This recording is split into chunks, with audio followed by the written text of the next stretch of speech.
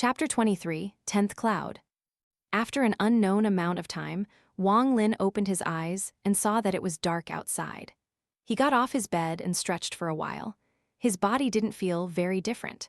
He took out the stone bowl from under his bed and was surprised to see that the 10th cloud had finally appeared on the bead. Wang Lin was thrilled. He looked at the bead and quickly ran out of the house. He went and gathered spring water before quickly returning. He placed the stone bead in the water and mixed it around.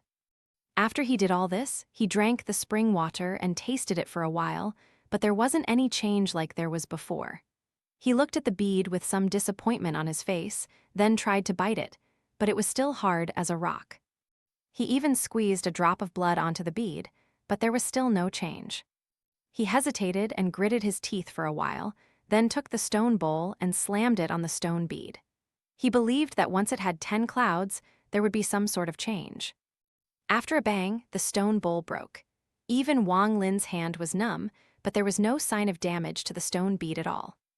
He used everything he could think of, but the stone bead didn't seem to have any change after obtaining the 10th cloud.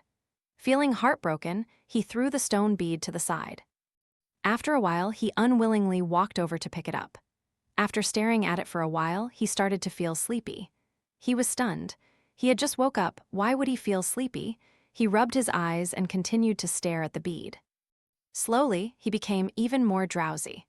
The bead became more and more blurry before he finally fell to the ground, asleep with the bead still in his hand. He had a dream. In his dream, he arrived at a space without boundary. There were no stars, but there were glowing objects all around him. Although he was dreaming, his mind was very clear. He wondered why he would be dreaming of this. Wang Lin didn't feel like there was anything wrong with his body here. However, he didn't know how to wake up to escape this place. In his helplessness, he walked around aimlessly in this boundaryless area for a long time. After an unknown amount of time, when he was really tired, the surroundings started to shake. It felt like his body was being torn apart. With a scream, he opened his eyes.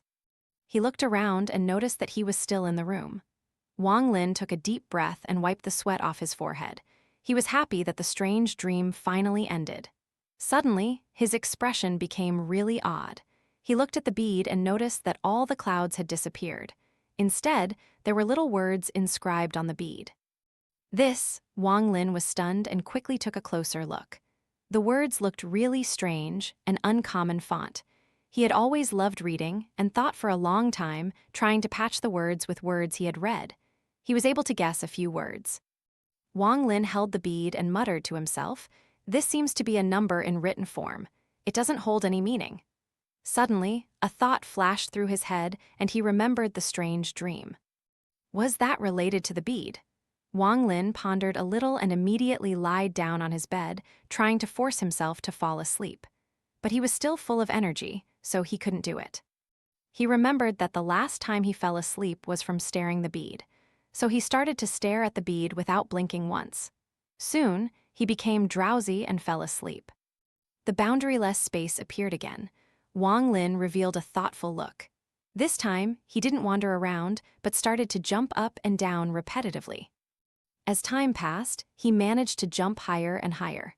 At the start, he was only able to jump about half a meter, but now he was able to jump over 1 meter. After his entire body was worn out, the feeling of being torn apart appeared again. Then he woke up. The moment he woke up, he got off the bed and jumped. He jumped up really high, exactly like how he had jumped in his dream. Wang Lin was astonished. Soon, an excited expression appeared on his face. He took a few deep breaths to contain his excitement and began to pace around the room. His expression constantly changed. Sometimes a puzzled expression, sometimes a deep in thought expression, and sometimes a troubled expression. Sweat dripped from his forehead. Wang Lin muttered, "If it's just exercising in my dream, then it is useless. I can exercise in reality. It doesn't need to be in my dream." That's not right. This bead absorbed so much liquid filled with spiritual energy before the 10th cloud appeared. It can't be useless. There must be some other use, there must be. But what could it be? Wang Lin forgot about everything around him and wholeheartedly devoted himself to the bead. Could it be? He stopped. It seemed like he had grasped an idea. He asked himself, could it be time? After thinking about it, he couldn't control his emotions anymore. He wanted to excitedly scream a few words. He clenched his fists. His body trembled as he looked at the bead. If it really related to time, then Taizhu, will become an immortal no matter how bad my talent is. Wang Lin took a few deep breaths before he returned to normal. Without saying a word, he took out the oil lamp and filled it with oil. He sat on his bed holding the stone bead and started to calculate time. After 5 hours, the lamp went out. Wang Lin quickly refilled the lamp with oil. He stared at the bead and went back into the dream. This time, he didn't practice jumping, but he sat cross-legged on the ground, counting time. 1 hour, 5 hours, 10 hours, 20 hours, 35 hours, 50 hours. The feeling of his body being torn apart appeared again. When Wang Lin opened his eyes, the oil lamp was about to go out. 10 times the time passed in the dream. Wang Lin excitedly stood up, holding the bead tightly. For the first time, he was confident in his cultivation. It was already really late. Wang Lin contained his excited heart and didn't immediately start to use the bead to start cultivating. He was afraid that if he started using the bead in the morning, he would be found out by someone.